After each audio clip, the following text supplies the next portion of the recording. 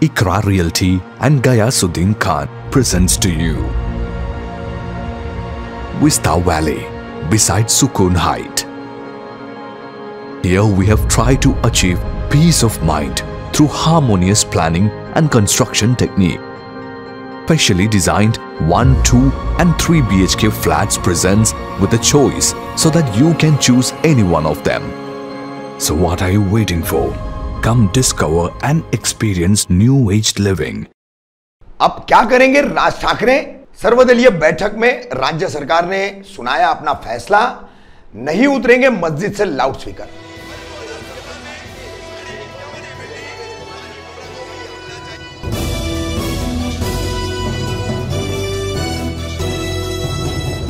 मैं रफीक कामदार हिंदुस्तानी रिपोर्टर में आपका स्वागत है। 3 मई तक ठाणे की उत्तर सभा में मस्जिदों लाउडस्पीकर उतारने की चेतावनी अल्टीमेटम दिया था मनसे प्रमुख राज ठाकरे ने। तब से लाउडस्पीकर, उस पर दी जाने वाली अजान और उसके मुकाबले मस्जिदों के सामने हनुमान चालीसा का पठन, ये सभी विषय लेकर के राजनीति और कई चीजें गरमाई हुई है। धार्मिक विद्वेष और धार्मिक तनाव भी इसकी वजह से बढ़ता चला गया है। इस मामले में 25 अप्रैल सोमवार को राज्य सरकार द्वारा एक बैठक ली गई जिसमें सभी दलों के नेताओं को बुलाया गया था, मगर मनसे के 2 नेताओं के अलावा राज्य सरकार द्वारा बुलाई गई इस बैठक में कोई भी गया नहीं। यानी भारतीय जनता पार्टी, उसके विपक्ष के नेता देवेंद्र फडणवीस, वंचित बहुजन आघाड़ी के नेता प्रकाश अंबेडकर, ऑल इंडिया मजलिस-ए-इत्तेहादुल मुस्लिमीन के सांसद इम्तियाज जलील और महाराष्ट्र नवनिर्माण सेना के प्रमुख राज ठाकरे, ये सभी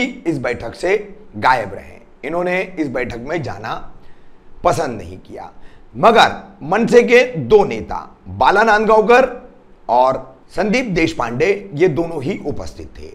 इस बैठक को संबोधित किया महाराष्ट्र राज्य के गृह मंत्री दिलीप वलसे पाटिल ने और साथ ही पर्यावरण मंत्री आदित्य ठाकरे ने। वहीं गृह मंत्री दिलीप वलसे पाटिल ने सरकार का क्या इसमें फैसला है, क्या भूमिका है, उसको स्पष्ट करते हुए उन्होंने बताया कि सुप्रीम कोर्ट ने जो कुछ भी लाउडस्पीकर के इस्तेमाल पर कहा है, जिसमें रात 10 बजे से सुबह 6 बजे तक लाउडस्पीकर का इस्तेमाल नहीं करना है, जहां भी ये किया जा रहा होगा राज्य सरकार कार्रवाई करेगी। और दिन में जो डेसिबल्स तय किए गए हैं, उन्हीं डेसिबल्स के तहत सभी जगहों पर, चाहे वो धार्मिक कार्यक्रम हो, धार्मिक स्थल हो, सार्वजनिक कार्यक्रम हो, सार्वजनिक स्थान हो, वहां पर उस डेसिबल की मर्यादा का पालन करते हुए लाउडस्पीकर का इस्तेमाल करना होगा। जिसके चलते अब यह स्पष्ट हो गया है कि राज्य सरकार मस्जिदों के लाउडस्पीकर पर किसी भी तरह की कोई कार्रवाई नहीं करने वाली है। उल्टे राज्य सरकार ने अब यह गेंद केंद्र सरकार के पाले में डाल दी है।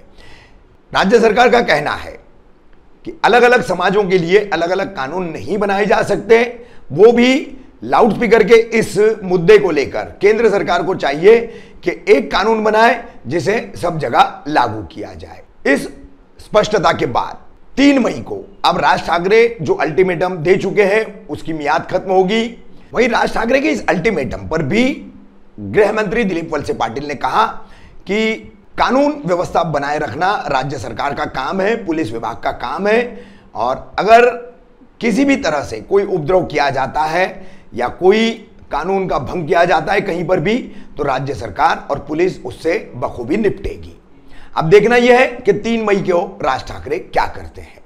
जिस तरीके से उनकी घोषणा है, जिस तरीके से उन्होंने अल्टीमेटम दिया है कि 3 मई तक अगर लाउडस्पीकर नहीं उतारे गए, वो भी मस्जिदों से, तो हनुमान चालीसा हर मस्जिद के सामने दुगने लाउडस्पीकर लगा करके पढ़ा जाएगा। कितना वो अपने अल्टीमेटम पर खरा उतरते हैं और राज्य सरकार अब इससे कैसा निपटती है, ये तो 3 मई के बाद ही पता चलेगा। 28/2/2017, 3/4/2017 आणि 7/7/2017 या कालावधीमध्ये, म्हणजे 2015 ते 17 या कालावधीमध्ये राज्य सरकारने काही GRs काढलेले आहेत, काही सर्क्युलर्स काढलेले आहेत आणि त्याच्या आधारे लाउडस्पीकरचा वापर, त्याला त्याची परवानगी, त्याच्यासाठी असलेल्या अटी आणि शर्ती, त्याच्यासाठीची वेळ आणि डेसिबलची आवाजाची मर्यादा या सगळ्या गोष्टी स्पष्ट केलेल्या आहेत. त्याच्याच आधारे आजपर्यंत राज्यामध्ये लाऊडस्पीकरचा वापर करण्यात येतो आणि गेल्या काही दिवसामध्ये लाऊडस्पीकरच्या वापराच्या संदर्भात की तुम्ही जर अमुक तारखेपर्यंत भोंगे उतरवले नाहीत तर मग आम्ही उतरू किंवा आम्ही हनुमान चालीसा म्हणू वगैरे वगैरे. तर अशी कायद्यामध्ये सरकारने भोंगे लावणं किंवा उतरवणं याच्यामध्ये कोणती तरतूद त्याच्यामध्ये नाही. सरकार त्याच्यातला निर्णय घेऊ शकत नाही. ज्यांनी भोंगे लावले, जे वापर करतायत त्यांनीच त्या ठिकाणी त्याची काय काळजी घ्यायची हे महत्त्वाचं आहे. आजच्या चर्चेमध्ये जे मुद्दे निर्माण झाले, समजा आता आजांच्या संदर्भामध्ये चर्चा सुरू आहे, तर बैठकीमध्ये हाही प्रश्न निर्माण झाला की ज्यावेळेला आपण एखाद्या विशिष्ट समाजाच्या संदर्भामध्ये अशा प्रकारची भूमिका घेऊ त्यावेळेला त्याचा परिणाम अन्य समाजांच्यावर किंवा अन्य एक धार्मिक उत्सवावर किंवा सांस्कृतिक उत्सवावर काय होणार आहे. कारण खेडेगावामध्ये